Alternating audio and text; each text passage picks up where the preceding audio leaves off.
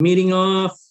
This is a meeting of the Fire Station Building Committee on August 11th, 2022 at 4:30 on the Zoom platform, City Zoom platform for the city. The chair statement is this meeting is being recorded. If any other persons present are doing so, you must notify the chair at this time. Anybody else? Guess not. Okay. Dawn was on mute. I assume she's recording it.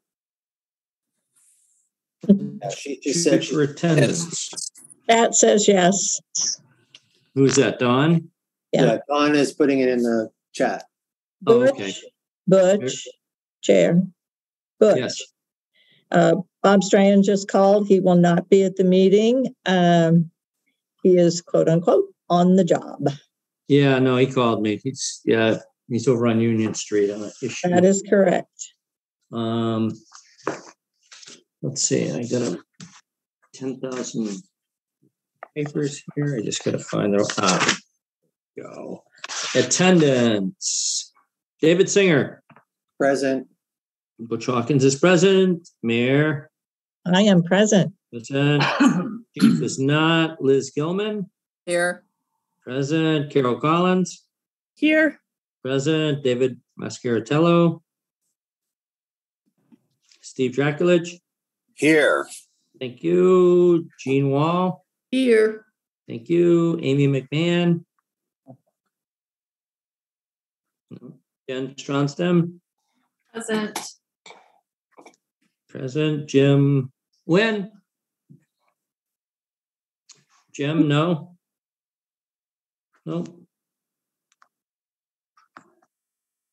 We have a quorum. Very good. Let's move forward. Okay, the first item on the agenda is approved prior minute meetings for July 14th, 2022. I believe they were emailed by Peter out to everybody. I'll make a motion. Okay, David. Is there a second? No second? No second. Second. Okay, Mayor. Leap at the wheel here. Yeah.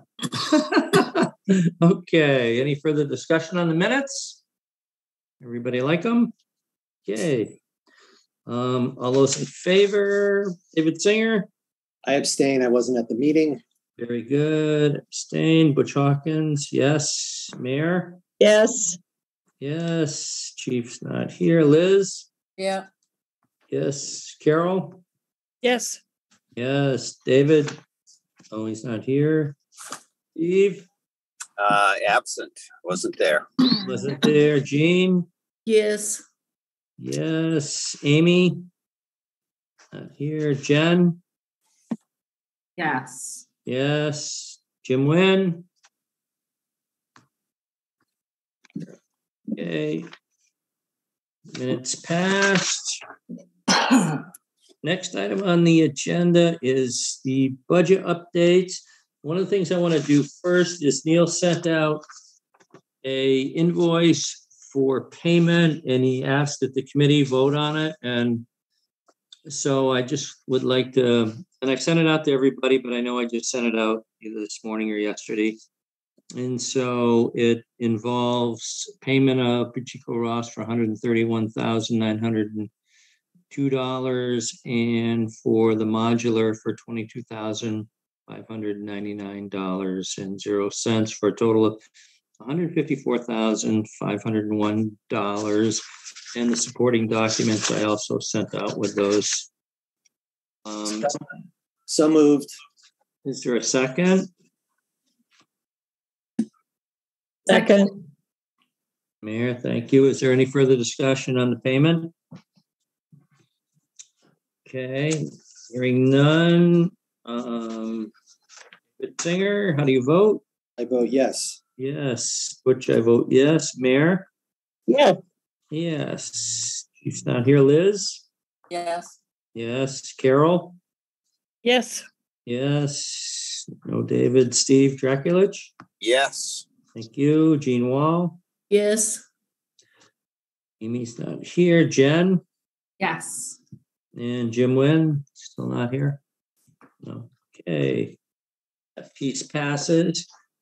All right. In this, oh, Jim's here. Hi, Jim. How do you vote on that? Yeah, you're pretty broken up, Jim.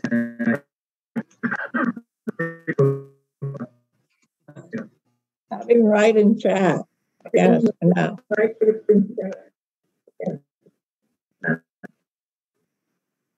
Yes, Jim? Yeah. Okay, I can hear you. All right, thanks. That's it. All right.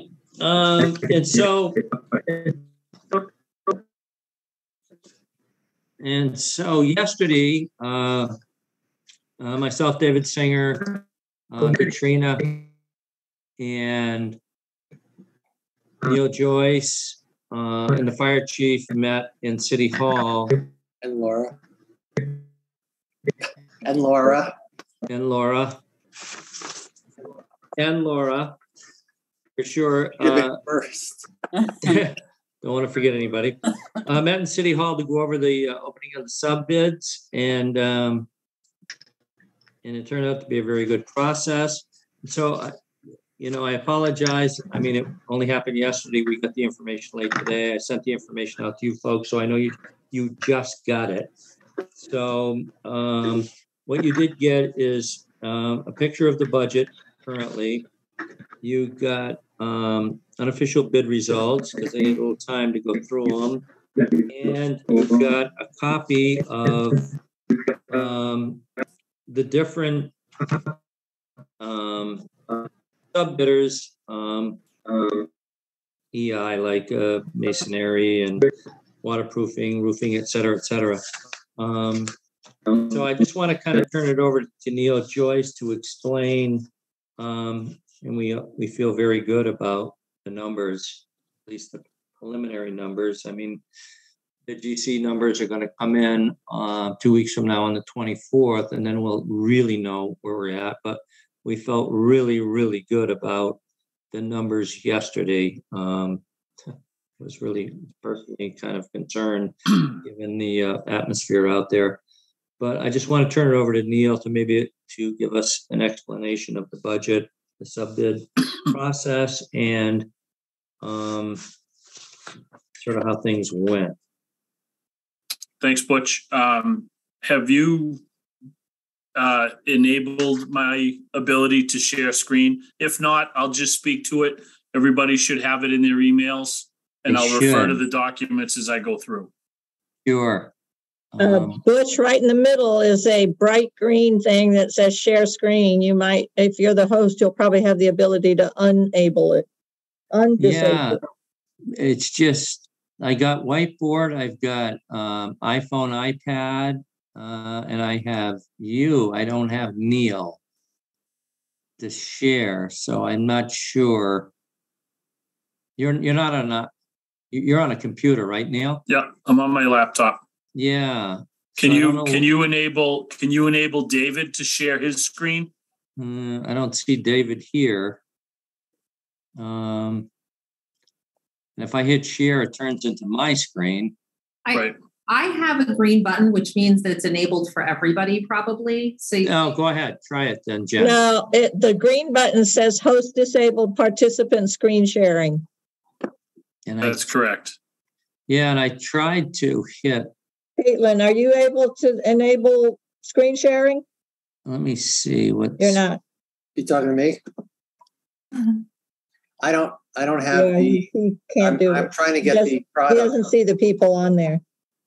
I have a bright green screen share screen. I will admit to that, but that's about as far as I know what to do next. So click it. What does it say? that it doesn't let you do it.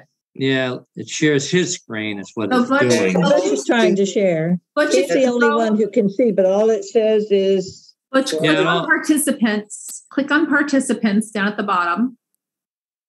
Let me get out of that. Window, and then find whoever you want to give, and then click on their more thing. You should be able to enable them as a co-host. Yeah, that's Paul Griffin, Neil. Yes. Yeah, Paul Griffin. Okay, Yeah. You Find can see it. it, only Butch can because he's the host. let me see. I clicked on Paul Griffin. Click on the more thing next to Paul. On Griffin. the dot It's over three on the little right. dots. Yeah. Right click on the three little dots. Does that say enable as host or something like that? Let me right click it and see what it says. Invite, mute. Everyone. Griffin, geez, it doesn't, let's see, it's chat, pin, blah, blah, blah, blah, make host, rename. Make host. Yes, host, make that's it. host. Make host, we like that, all right, yes. How'd that All work? right. Hey. Paul Griffin is the host It only, now. it only took 12 of us, not bad. Probably 200 years of education. All right. Everybody see the budget? Hey. Hooray! So the budget update, hopefully that everybody can see in front of you now, is reflective of the project status as we currently stand, and includes the payment that was approved at the start of this meeting. The expenses incurred largely to date are largely progress payments to CMS, to the architect, and lease payments to the modular buildings associated with the temporary fire station. So of our total $18 million budget, we've spent roughly $3.56 million to date. We have $14 million remaining to spend. I'd be happy to take any questions. This is the same information you've seen month over month, just updated to current figures. I have a question. Go Yeah. ahead, David. So with all our soft cost expenses, are we within the budget timeline, or are we moving faster in those expenditures than the budget would have anticipated? No, both our fee for design phase services as well as the architect's fees for design phase services were based on a fixed fee, a lump sum. So when the project is out and it's bid and the construction documents are done, we'll get all of the final invoices for those phases of work. Those are not really time dependent. Based on where we are time-wise relative to the end of the temporary fire station lease, we will be extending the term of that lease likely anywhere 4 to 6 months to accommodate the completion of the fire station. So that budget will change. Yes. Is it worthwhile to change that budget now so that we can see how that will impact other expenses, or you want to leave it the same? The monthly expenses at the temporary fire station are roughly $40,000 a month. So it'll be pretty close to $250,000 if we went the full 6 months after the intended lease. I believe the lease expires in July of next year, and we're currently forecasting a move-in sometime in late fall, November, December timeframe. I understand. Okay, so I won't belabor it, but maybe when the bids come in and we have the final numbers, maybe that number can be changed to reflect what we anticipate, so we know where we really are at budget-wise. Sure. Thank you. We can make that adjustment. Everybody good with the budget? Any other questions? Butch, I'm going to stop sharing that, and I'm going to pull up the sub-bid tally. So let me... Okay, perfect. Okay. Yep, you got it. So if you will recall, we went through a pre-qualification process for all of the subcontractors. We invited them for bids in July, and those bids for the various subtrade categories were due to us yesterday at 1 p.m. So we received those bids. We had a very high percentage turnout for those that were pre-qualified. There were maybe 10 bidders in total that did not submit bids. There was one who submitted a bid, but it was delivered late to City Hall, so we could not accept it.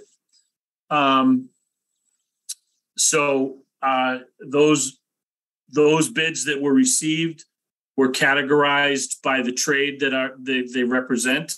So we received 6 masonry bids, 2 bids for miscellaneous metals,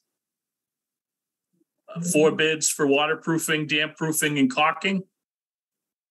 The values of each of the bids are noted, and the column immediately to the right are the first of the 3 alternates. If you recall, alternate 1 was the outbuilding. Alternate 2 was, jogging my own memory, the metal roof. And alternate 3 is the addition of the turnout gear lockers in the apparatus base. Excuse me. Roofers, we received 3 roofing bids. So far, everybody's been very competitive. I like it to see a grouping of numbers as opposed to a wide spread between the numbers. 4 tile bids, 3 resilient flooring bids, again, very competitive. Acoustic ceiling tiles, I highlight this for the clarification to the committee. There's a very large spread between these 2 numbers. I cannot honestly say which is right and which is wrong. I am hoping that Professional Drywall is very comfortable with their number. I'm not sure what plans that Rocky's Acoustics bid. So we're looking very closely at that category of work. Again, 5 painting bids, all very competitive. We received 3 sprinkler bids. Unfortunately, the Lowe's sprinkler contractor, Hampshire Fire Protection, failed to provide us with a DCAM update statement. That is a fatal flaw in their bid, and therefore we will not be able to accept their number. So the next low bidder was Carlisle Engineering at $187,725. So that is the number that you'll see reflected in the budget comparison. We received 2 of the 3 plumbing bids, again, very competitive. We received 3 HVAC bids. Again, I call this one to the committee's attention. The spread is fairly significant. So I am optimistic that Adams Plumbing and Heating will honor their bid. And then lastly, we got 4 electrical bids. Again, very competitive, very closely bid. All in all, very happy with the results and the turnout. When we compare the sub-bid and budget comparison, we took the estimate that was performed by the architect in May. I believe we did that estimate. We added the markups for insurance and taxes and came up with an adjusted budget of $7.74 million. And we noted that if we accept all of the apparent low bidders, the total of the bids received was $7.359 million. And if all of those numbers hold true, we're $385,000 under budget, which is a great thing for the project. We've been chasing it since day one. And we're very, very, at least from my own perspective, very, very happy with the bid results. I do want to caution the committee that if acoustic ceilings or HVAC turns out differently and those bidders request to have their bids withdrawn, we'll actually swing in the other direction and we'd be about $300,000 over budget because of the differences between the first and second place bidder in those categories of work. So I'm sorry. So I was just going to say what comes next is we go through a process of reviewing the bids, verifying their authenticity, making sure that they are both responsive and responsible in the words of the statute. And then we will issue these to the general contractors at some point, likely by the middle of next week. And then they will review the subbids, and they have the right to, or the obligation to include this subbid work as part of their bid to the city. They have the right to interchange. They are not obligated to take the low bidder, but understanding it's a competitive bid situation, not taking the low bidder certainly puts them at a disadvantage relative to their field. General contractors, again, will submit bids on the 24th to the city. Those bids will identify the filed subbid contractors of their choosing that they elect to include in their bid. And we will make a similar review and inquiry of the bids received from the general contractors shortly after the 24th and make recommendation for award based on what we receive. So I'd be happy to take any questions, Butch. Sure. So Neil, if you could just go back over again to explain to the committee that just because a subcontractor was the lowest bid, that the general contractor is not under any obligation to accept that subcontractor when they provide their bid for general contract, but they are under the pressure of being a low bidder of general contractors for us to accept. Maybe just explain, I mean, it is a little bit of a complicated quirk in the process because when you're thinking of the lowest bidder, then that's the one we're going to take. But the general contractor does not have to take the lowest bidder of the pre-qualified bidder that has bid for their piece of work. That's correct, Butch. Let me go back. Let's just say that there are bidders out there, and this is not meant to be disparaging of any contractor, but let's just say hypothetically that Energy Electric was the low electrician. Energy Electric has the right under Mass General Law to exclude any general contractor of their choosing from carrying their price. In other words, if they have a strained relationship with ABC Builders and ABC Builders happens to be working and bidding on this project, Energy Electric can exclude them from carrying their number. Conversely, if ABC Bidders is not excluded but does not feel that Energy Electric is a good match for his team that he is presenting to the city and his price, he certainly has the right to go to any of the other pre-qualified electrical bidders and carry those numbers in his bid price. Whether he is able to be competitive with those higher subbids is really a function of his own mathematics and where the rest of the money is in his bid. But he is not obligated to carry the low bidder. Ultimately, this makes up about $7.5 million worth of the $12.1 million, which is our total project budget. And we will be evaluating each of the general contractors against the total $12 million budget that we have available to us. Does that make sense, Butch? Yes, to me it does. Anybody have any questions of Neil on that process? Because it is a little strange when you think you're obligated under 149 to accept the lowest bidder of a subcontractor and then find out that the general contractor is not under the same obligation, but they are under the pressure of coming in as the lowest bidder to get the work. It's a little bit of a weird twist in how the process unfolds. Go ahead, David. No, I think, Steve, do you want to say I'm sorry, I can't see anybody else. So if somebody wants to say something. Let Carol go ahead of me. I've already spoken.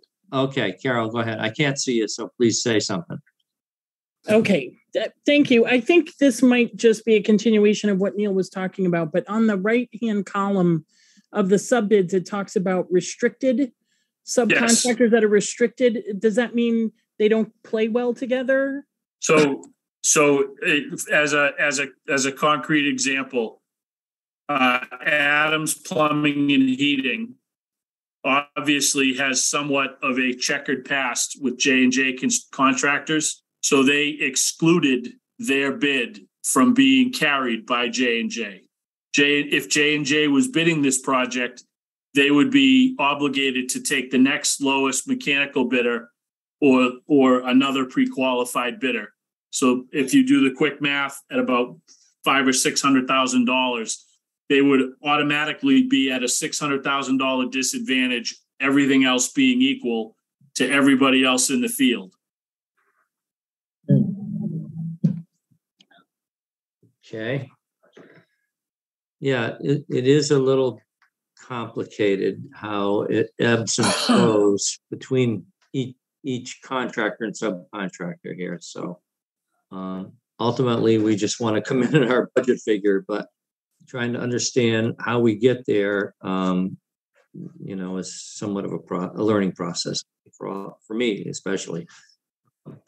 Any other questions? And I can't see anybody, so please say something. David. I think David has a question. David. Neil, can you put back the comparative bids that you had before? Thank you. I guess the first thing I want to say is for the people in the public that are listening, based on what we just talked about, no one should feel that we should feel a general sense of security that the bids came in relatively close to our budgeted amount rather than $1 million or more over. I think that's a good thing.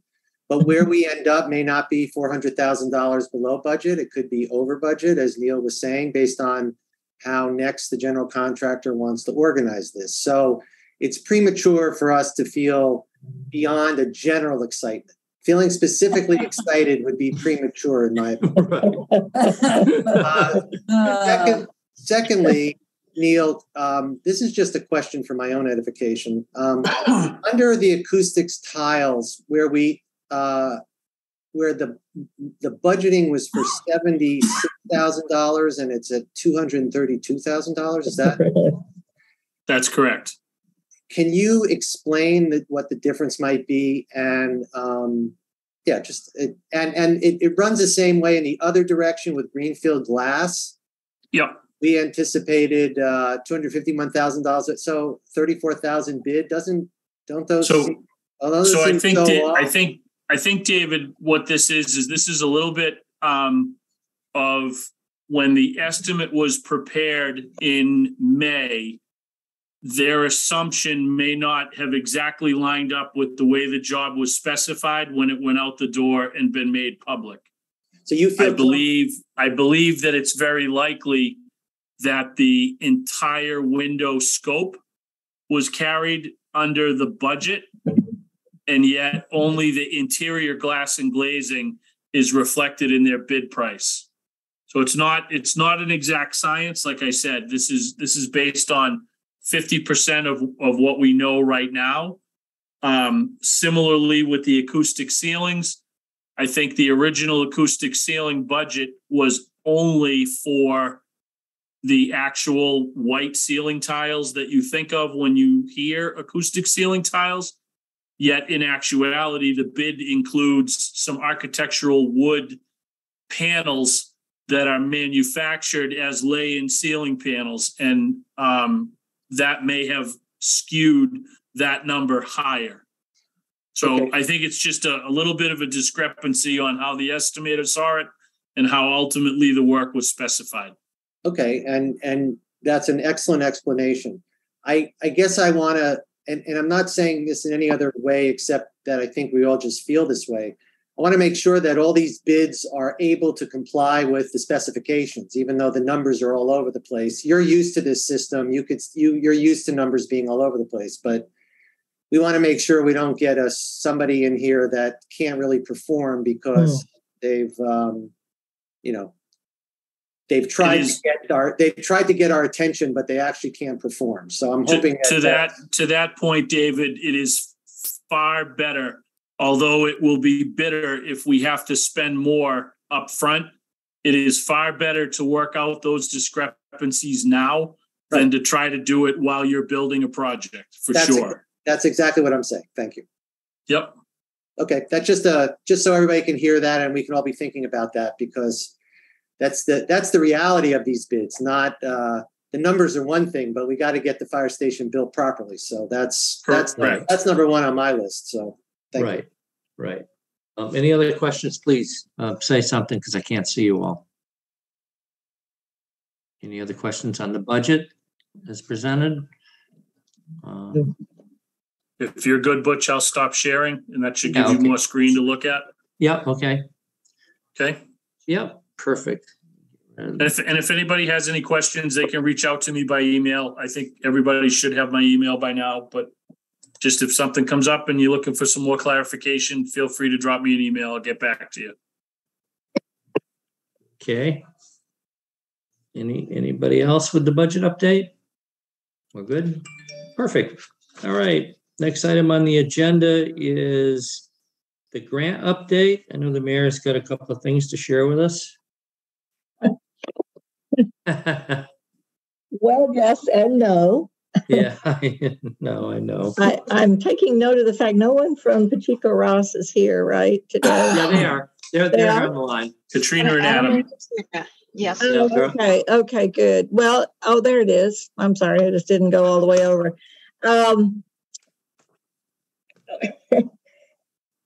It's one of those, it's kind of like the bid thing. It's pretty good news.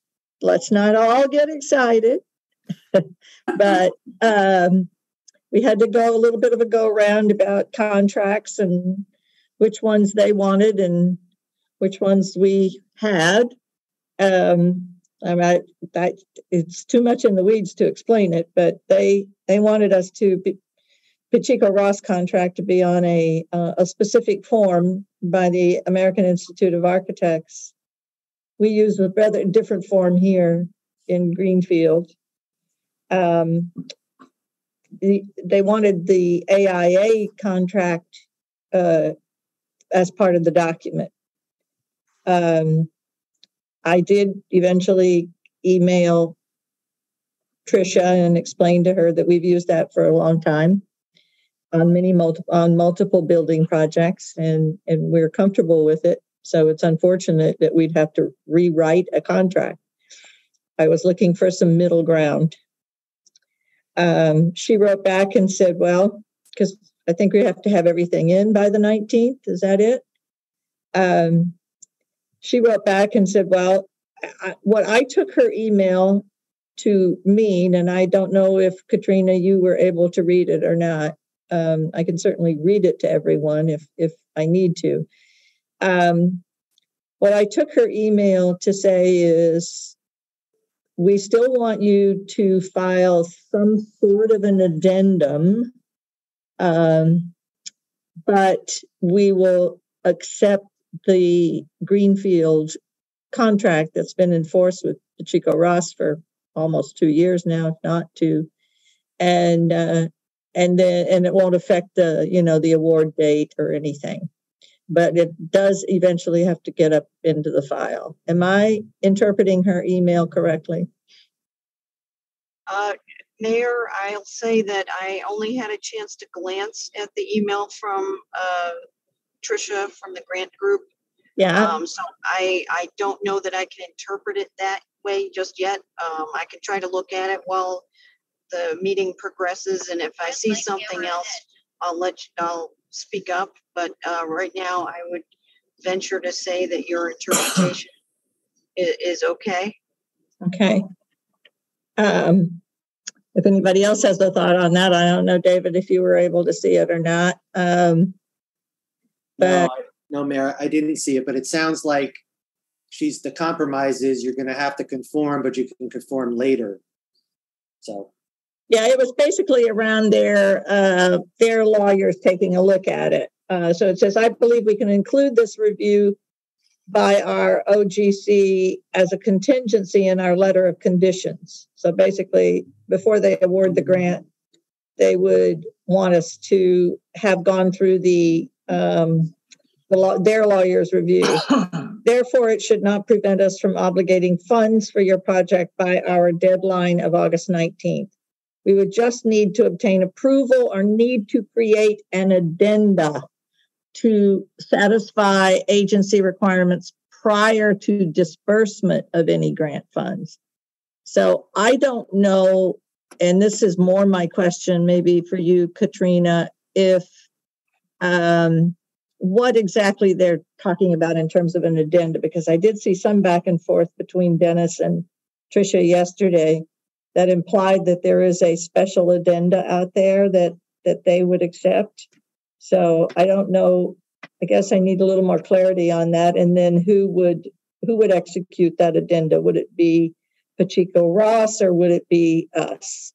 I mean, obviously, I think I would have to assign an addenda for sure, as would you. So, Thanks. Right. I believe from what you just read, Mayor, that is accurate, that that the process would allow us as Pacheco Ross to create an addendum to the contract with the city that would be acceptable as whatever proof that they're looking for support of the grant. And that would just have to occur before the monies are dispersed. Yeah. Okay. Good to know. I will reach out back. I will go get back to her then and I can further inquire as to whether there's a specific way she wants, a form for that addenda or a template that they want us to use. So that's what I'll do, and we'll see how far we get with that. And otherwise, we can put our heads together and come up with something. So that's my grant news. The other grant piece that I have, again, is kind of one of those good news, bad news things, or good news, and you have to wait for the rest of it. I had, along with other mayors, it wasn't just a personal call. I had a conversation. We had a call this week with Liz Warren's office, Senator Warren's office. If you'll recall, we applied for that CDS grant, the Congressionally Designated Spending Grant, to fund the EOC, Emergency Operations Center, in the fire station, to the tune of around, I think it was around $900,000. We hadn't heard back from them at all, and we submitted that in April. They asked us to submit a grant that there were congressionally designated spending grants were available, and did we have a project that we wanted to spend it on? And this fit the project. This fit one of their criteria.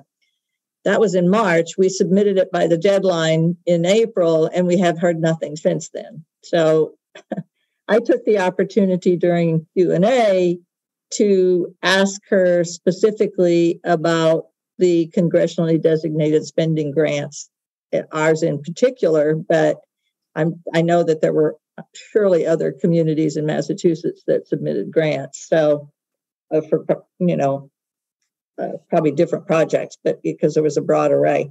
But anyway, her answer was she kind of I think I know the answer to that. But anyway, she turned it over to her main aide, Bruno Freitas, and he said basically that the grants had been sent out to whoever in the grand scheme of the federal government reviews the grants to be appropriate as a congressionally designated spending grant, and all grants had come back to them with with a good check mark. That's the way I understood it.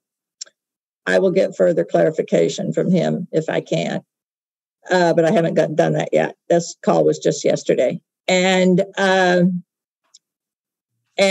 but then she gave the other piece of the news, which is really the congressionally designated spending grants are earmark grants, and they will be contingent upon the budget being passed by the entire Congress.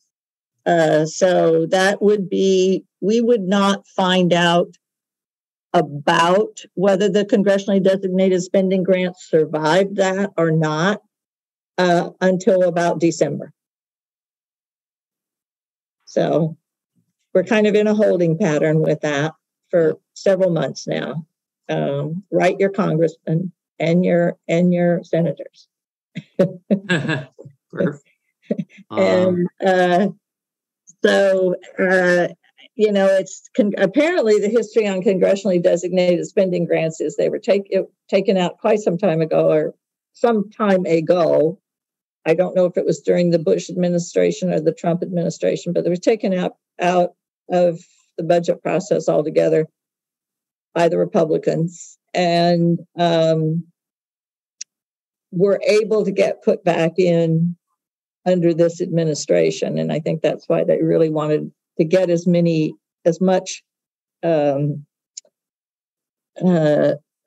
traction as they could from communities. So to show that, yes, there are communities out there that are going to need and want these grants. And that's why she was pushing them. So now we have our fingers crossed that they will survive this budget cycle. But she didn't, it wasn't that she sounded not optimistic, but she didn't, praise or say it'll definitely happen. She didn't do that. No big check yet, Mayor? I didn't look like it. No check in the mail, right? Yeah. So that's two federal grants we've applied for that, we've worked hard to get. Now we'll see if we get them. Right. Thank you, Mayor. Any questions further the Mayor on the two grant situations out there? No. Thank you, Mayor. Sure. Railroad property updates, Mayor? Anything new there? I just checked, and we are in the same status that we were in, I don't know, the hour after I filled out their portal, which was several weeks, well, at least 2, maybe 3 weeks ago. There's a date on it. I just don't remember what it was. It was in July. And that is quality assurance review. So I don't remember which one of you has a contact at CSX. I think it's in the minutes, actually. Katrina had a contact that she referred to us, I think. Yeah, somebody did. And if you can contact that contact and say, I think they're the ones that said we had to go through the portal, et cetera, et cetera. The portal is a black hole. I honestly do not think we will get any response from them. Right. So I don't know what we do about that. I'll just add that in addition to the mayor's efforts to approach about a purchase option, myself, Katrina, Roger, are continually in correspondence with Eversource to try to come up with a scheme and the ability to either reroute the poles to eliminate the need to place them on the railroad property, or to come up with a method that we can put the poles on our property and not infringe upon the building or the construction method. So we're sort of working this 2 ways to the middle and trying to keep everything moving forward. Good. Thank you for that, for sure. So yeah, my recollection is there's also a category of, I went to purchase property. There was a category for lease property, so I guess I could go fill that one out too, see which way we go. Yeah. So that was a little bit of a dovetail between the railroad property updates and the power line pole relocation updates. So yeah.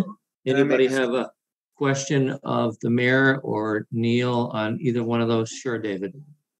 Mayor, I could easily have spoken to you this privately, but maybe you can ask them for a license, maybe just for permission, just bare permission to use their land.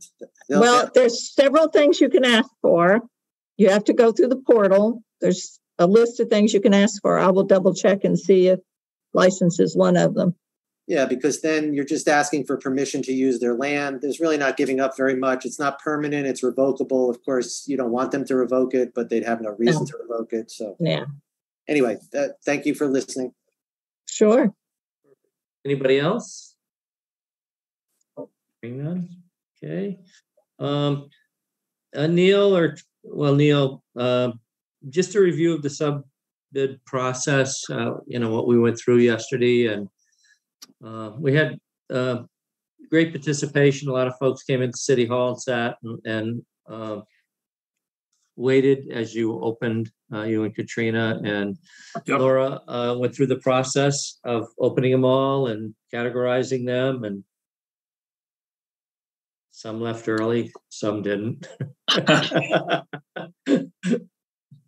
Yeah, so it is a bit of an administrative process. Like I said, bids were all delivered to City Hall.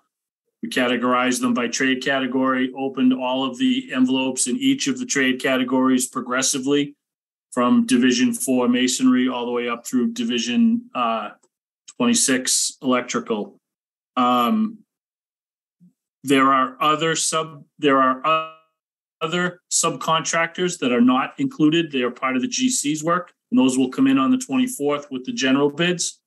I just for clarification to the committee, we do not make awards to the subcontractors. We award one contract to the general contractor, and the GC is responsible to engage the filed subs and non-filed subs using contracts for the filed subs of statutory requirement, and for the non-filed subs, a contract agreement of their choosing. So we only execute one contract, and that's with the low apparent bidder under the general construction. Explain unfiled subs. I'm not sure I understand that. So the statute requires that there are 16 categories of work that are identified in Mass General Law that are required to be filed subcontract bidders. Those are, from memory, masonry, miscellaneous metals, waterproofing, dampproofing, and caulking, roofing, metal windows, glass and glazing, painting, acoustic ceiling tiles, resilient tile, ceramic tile, elevators, fire protection, plumbing, HVAC, and electric. Right? So those are 16 categories of work that are defined by the statute to be what we call filed subbids. So that was the process that we just went through yesterday. We received bids from all of the categories of work that applied of those 16 to the work of the fire station project. There are numerous other subcontractors, anything from site work to concrete to drywall to window shades and window treatments, epoxy flooring. A lot of that work is not covered under the various filed subbid sections. So the general contractors will be soliciting pricing from contractors in all of those other categories. They'll be gathering all of the non-filed bids, all of the filed subcontractor bids, and then assembling them together for a full and comprehensive package and submitting that price to the city on the 24th. Thank you. Helped a lot. Anybody have any questions of Neil on that process? Something. No. Okay, thank you, Neil. Temporary fire station. Is there anybody here for any updates on that? Probably not. These are all working. Yay. New business, anything Probably new? nobody over there either. No, they're all out. They're all over on Union Street. Yeah. New business? No. Next meeting. When should we have the next meeting? The general contractor bids come in on the 24th. And so we certainly should give Neil and Katrina a little bit of space to work out the process, the numbers, and be able to give us, I didn't know if the 31st was a better date for folks. That would give you, a week. Yeah, the 31st or the 1st would be fine with me. If you want to keep it on a Thursday. Yeah, And the it's not first. in conflict with the library. Yep, the Yeah. first is fine. First at 4:30. How's that sound? That sounds good. Sounds The good. Zoom platform. Okay, very good. Everybody agreement with that? Do we need a vote on that? Everybody's happy? Anybody unhappy? If you're unhappy, let people know. I like it when you're happy, David. Okay, motion for adjournment? So moved. Second? Second, Okay, David? Yes. Butch, yes. Mayor? yes. Liz? Yeah.